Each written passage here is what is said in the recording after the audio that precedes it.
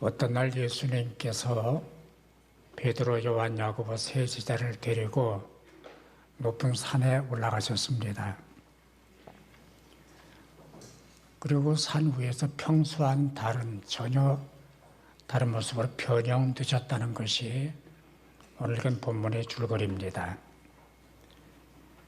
제자들과 함께 올라가신 산 이름이 어떤 산이냐 하는 것은 성경에 기록은 없습니다. 하지만 성경을 연구한 학자들이 두 가지 견해를 피력을 하는데요. 첫째는 타볼산이다라는 견해가 있습니다. 이 산의 이름은 그 높다, 타볼하는 그 높다라는 말에서 유래를 했답니다. 높은 산은 아니에요. 해발 588m 정도니까 높은 산은 아닌데 평원에 자리 잡고 있기 때문에 동서남북을 다 볼 수가 있답니다. 둘째는 헬몬산이라고 하는 견해가 있는데, 헬몬산은 이스라엘의 알프스라고 하는 별명을 가지고 있는 높은 산입니다. 해발 2814m 높은 산이죠. 예수님 올라가신 산은 헬몬산이 맞다라는 견해가 지배적입니다. 베드로, 요한, 야고보 세 제자를 데리고 올라가셨는데, 아시는 대로 베드로, 요한, 야고보는 늘 예수님 곁에 가까이 데리고 다니셨어요. 우리는 항상 주님 곁에 있어야 하고 주님 가까이 있어야 합니다. 하지만 우리 주님이 원하시는 것은 곁에 가까이가 아니에요. 성경을 대드릴게요. 요한복음 15장 4절을 보면 내 안에 거하라. 나도 너희 안에 거하리라. 15장 6절을 보면 사람이 내 안에 거하지 아니하면 가지처럼 밖에 버려져 마르게 된다. 또 7절을 보면 내가 내 안에 거하고 내 말이 너희 안에 거하면 무엇이든지 원하는 대로 구하라. 그리하면 이루리라. 이 구절들을 종합하면 예수님 주변을 맴돈다든지 예수님 곁을 서성거린다든지 앞뒤를 잰다든지 또 드나들기를 좋아한다든지 뜸을 들이는 것을 주님이 좋아하지 않습니다. 그러면 안 돼요. 내 안에 거하라. 내 안으로 들어와라. 내 사람이 되라. 나와 하나가 되자. 그런 뜻이거든요. 이 진리를 바울이 깨달았기 때문에 바울이 쓴 편지 안에서 164번이나 예수 안에, 그리스도 안에라는 말을 사용을 했습니다. 예수 안에는 바울 신학의 핵심입니다. 중심입니다. 뿌리입니다. 헬라어 성경을 보면 엔 그리스도, 예수 안에, 그리스도 안에 주님과 내가 신변연합을 해서 하나가 되는 것, 이것을 가리켜서 바울은 예수 안에라고 설명을 합니다. 그런 것 안에서 어떤 일이 벌어졌습니까? 예수님의 모습이 평소와 전혀 다른 모습으로 얼굴은 해같이 빛이 나고 옷은 빛과 같이 빛이 나고, 혹시 예수님의 변형되신 모습을 그린 그림이나 사진이 없을까 찾아본 거 없어요. 다 시원찮아요. 사람이 설명할 수 없는, 사람이 그릴 수 없는 모습으로 변형을 하신 거예요. 평소 건지던 그 모습이 아니고 너무 찬란하고 너무 신비롭고 너무 신기한 모습, 그뿐입니까? 율법을 대표하는 모세가 나타나고 예언자를 대표하는 엘리야가 나타나 같이 얘기를 하시는 거예요. 너무 신기해요. 예수님의 변형되신 것도 신기하고 모세 엘리야가 나타난 것도 신기하고 성질 급한 베드로가 나섰습니다. 주님, 제가 텐트를 3개를 짓겠습니다. 그리고 하나는 선생님, 하나는 모세, 하나는 엘리야를 모시겠습니다. 근데 5절을 보니까 이 말을 할 때에 호련히 빛난 구름이 그들을 덮으며 구름 속에서 소리가 나서 이르시되 이는 내 사랑하는 아들이요 내 기뻐하는 자니 너희는 그의 말을 들으라 그랬어요. 모세 엘리야는 감추시고 들리는 음성이 그의 말을 들어라. 그의 말을 들어라. 모세가 누굽니까? 애굽에서 이스라엘 백성을 인도하는 민족 영웅, 율법을 받은 신기한 하나님의 사람, 영적 거성. 엘리야가 누굽니까? 아합 왕과 맞서서 싸운 사람입니다. 우상을 숭배하고 바알 신상을 만들고 복정을 일삼던 아합 왕과 맞서서 하나님의 말씀을 선포하고 아합의 잘못을 지적한 민족 영웅, 영적 거장, 예언자. 그러나 하나님은 모세도 감추시고 엘리야도 감추시고 예수 말을 들어라 그러신 거예요. 그의 말을 들어라. 마태복음 17장 8절을 보면 오직 예수 외에는 아무도 보이지 아니하더라 그랬고, 마가복음 9장 8절을 보면은 문득 둘러보니 아무도 보이지 않고 오직 예수와 자기들 뿐이었더라 그랬고, 누가복음 9장 36절을 보니까 오직 예수만 보이더라. 마태복음, 마가복음, 누가복음 세 복음의 관점이 오직 예수예요. 모세도 안 보이고 엘리야도 안 보이고 모세도 안 보이게 하시고 엘리야도 안 보이게 하시고 오직 예수만 보이게 하신 거예요. 오직 예수. 기독교 2000년 역사 동안에 목숨을 바쳐서 강조하고 지켜나온 신앙의 핵심이 있습니다. 그게 바로 예수예요. 오직 예수. 예수가 누굽니까?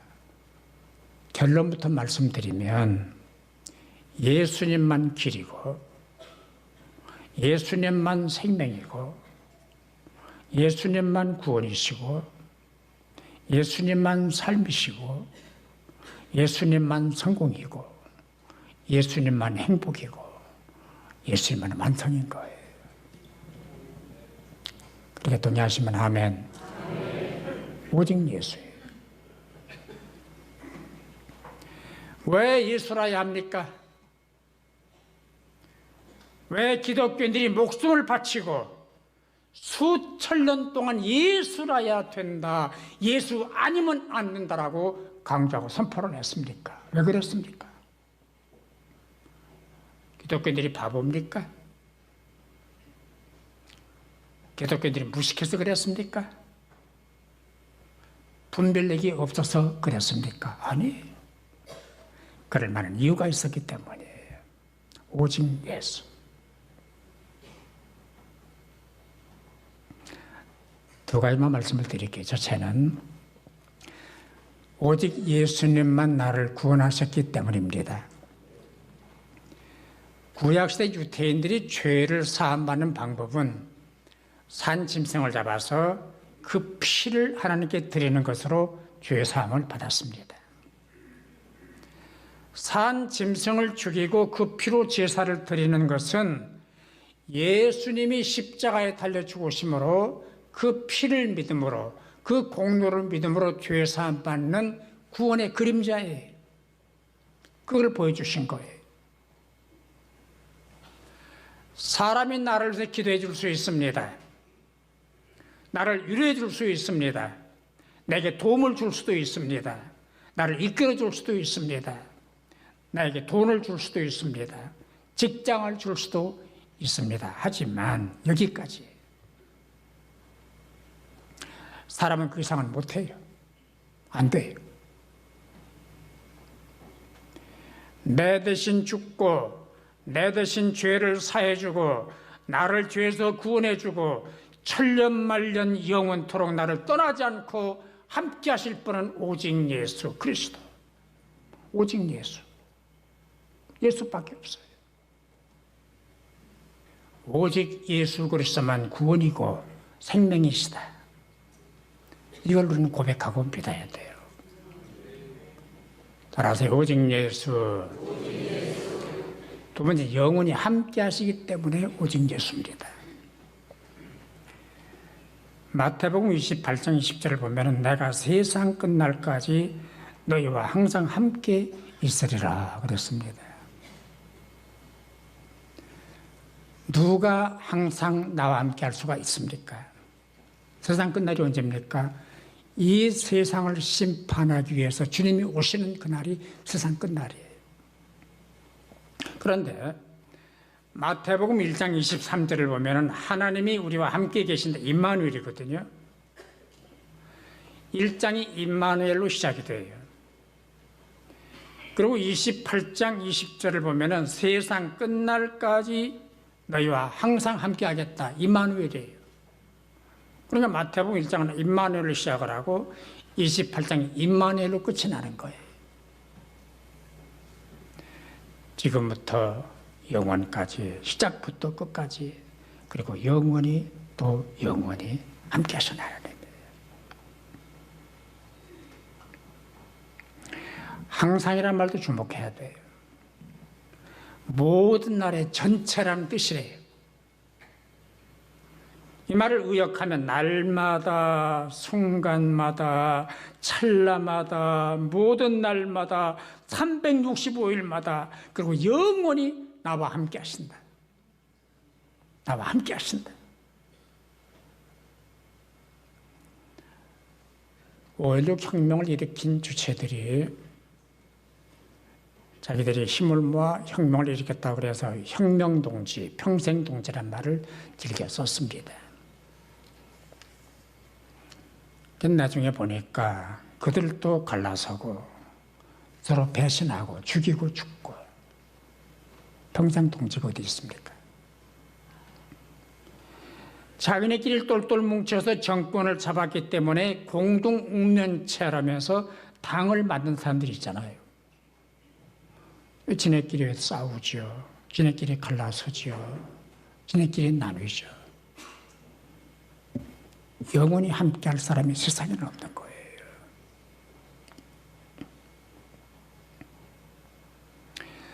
부부 100년 해로한다고 그러죠. 100년 해로하세요 그러죠. 100년 해로 어렵습니다. 제가 66년도에 결혼을 했거든요. 그래서 몇 년째예요, 금년이? 계산이 안 돼요? 52년 됐어요. 100년을 더 살려면 앞으로 얼마를 더 살아야 돼, 우리 집사람하고? 48년. 어려울 것 같아요. 그 안에 하나님 나라로 갈 것 같아요. 부부 100년 같이 못합니다. 안 됩니다. 사별하거나 헤어져야 됩니다. 그러나 예수님은 나를 떠나지 않는 거예요. 어제도 함께 하셨고 오늘도 함께 하시고 내일도 함께 하시고 영원히 또 영원히 나와 함께 하시는 거예요. 그래서 오직 예수예요.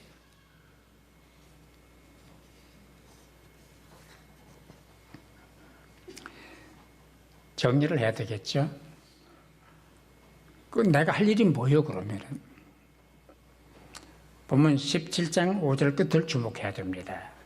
너희는 그의 말을 들으라. 따라서 너희는 그의 말을 들으라. 그의 말을 들으라. 모세가 한 말도 중요하고 엘리야가 한 말도 중요하고 예언자들이 한 말도 중요하지만은 너희는 그의 말을 들어라. 예수 말씀을 들어라. 예수의 말씀을 들어라. 누구의 말보다 우리는 예수님 말씀을 들어야 돼요. 더 쉽게 말씀드리면 예수님 따르고 예수님한테 순종하고 예수님 앞에서 고분고분하고 대들지 않고 잘난 척하지 않고 선한 양처럼 따라가는 거, 이게 말씀을 듣는 거예요. 여러분, 예수님을 멀리하지 마십시다. 예수님 말씀에 귀를 기울이십시다. 예수님을 따라갑시다. 예수님에 푹 빠집시다.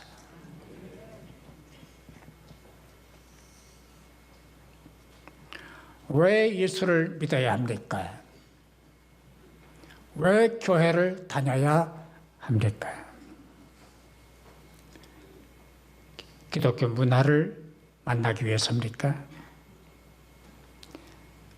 개인적 교양을 쌓기 위해서입니까? 인문학 강의를 듣기 위해서입니까? 설교자 얼굴을 보기 위해서입니까? 취미 때문입니까? 아니면 친구를 만나기 위해서입니까? 왜 교회를 나옵니까? 1930년대 무교회주의를 이끌었던 김교신 선생이 이런 말을 했습니다. 언젠가 교회가 세상과 같은 문화 공간으로 변할 날이 올 것이다. 그의 얘기는 적중했습니다. 요즘 교회들 보면 문화 행사에 미쳤어요. 문화 프로그램에 미쳐 있어요. 교회는 문화 교실이나 문화 공간이 아닙니다. 예수님을 만나는 곳, 그래서 새 사람 되는 곳, 영혼이 변하고 삶이 변하는 곳, 말씀을 듣는 곳, 변해서 새 사람들이 탄생하는 곳, 거기가 교회예요. 거기가 교회가 돼야 되는 거예요.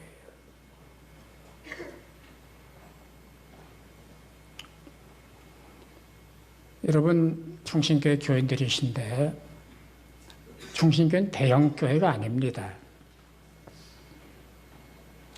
건물도 아주 조그맣고 초라합니다.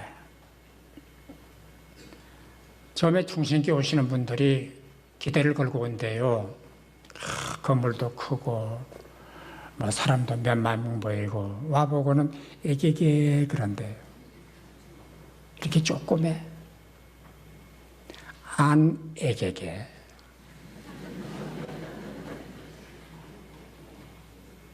따라 할래요?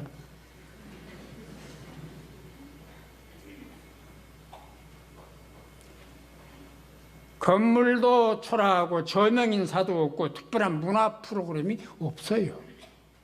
그러나 복음이 있어요. 주님을 높여요. 십자가를 자랑해요. 이게 충신교의 특징이에요. 교회가 건물 자랑하고 돈 자랑하고 사람 자랑하고 프로그램 자랑하면 그건 교회가 아니잖아요. 예수 자랑해야죠. 예수를 높여야죠. 예수 만나러 와야죠.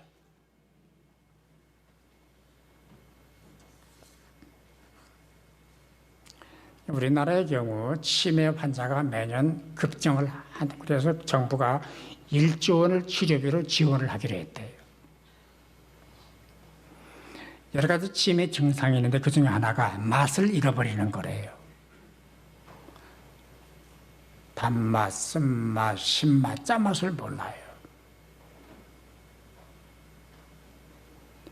교회를 다녀도 예수 맛을 모르는 사람들, 찬송을 부르고 기도를 해도 영적 기쁨이 없는 사람들, 신령한 맛을 잃어버린 사람들,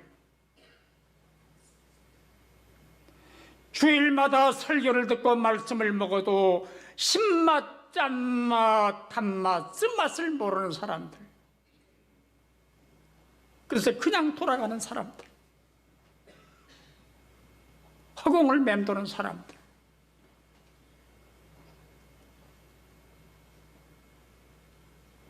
영적 치매 환자가 아니겠습니까?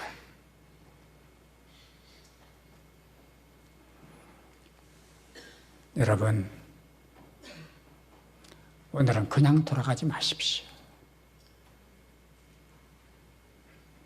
말씀을 가슴에 담고 돌아가십시오. 예수만은 감격을 안고 돌아가십시오. 아깝잖아요. 이 귀한 시간, 뜨거운 여름날 아깝잖아요.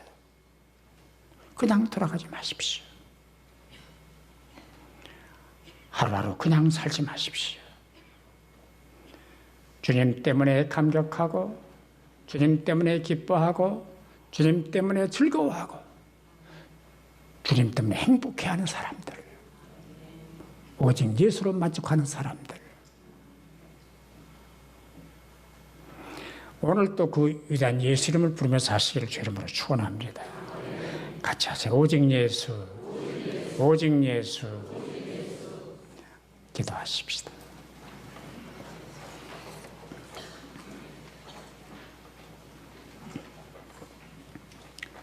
오직 예수 주님이 좋습니다. 주님을 너무나 사랑합니다. 살아도 예수, 죽어도 예수, 잘 살아도 예수, 못 살아도 예수, 성공해도 예수, 실패해도 예수, 건강해도 예수, 병들어도 예수, 예수 한 분으로 만족하는 예수의 사람들 되게 하여 주옵소서. 성령님 우리들의 마음을 주장하셔서 이 마음을 품고 살아가도록 오직 예수의 사람들로 만들어 주옵소서. 충신교회가 그런 교회가 되게 해 주옵시고 한국교회가 그런 교회들이 되게 하여 주옵소서. 예수님의 이름으로 기도하옵나이다. 아멘.